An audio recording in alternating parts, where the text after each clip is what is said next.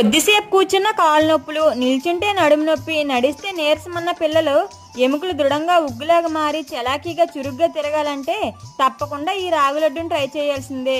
దీనికోసం అన్ని మిల్లెట్స్లో కంటే కాలుష్యం ఎక్కువగా ఉండే ఒక కప్పు రాగి పిండిని 2 టేబుల్ స్పూన్ నెయ్యి వేసుకుని బాగా వేయించి పక్కన పెట్టుకోవాలి.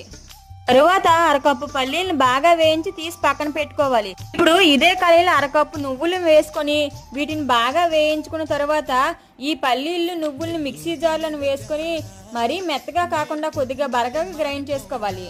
మిశ్రమాన్ని అంతటిని మనం వేయించుకుని రాగి పిండిలో వేసుకొని దీంట్లోనే చిటికెడు సాల్ట్ వేసుకుని ఇదంతా బాగా మిక్స్ చేస్తూ కలుపుకోవాలి.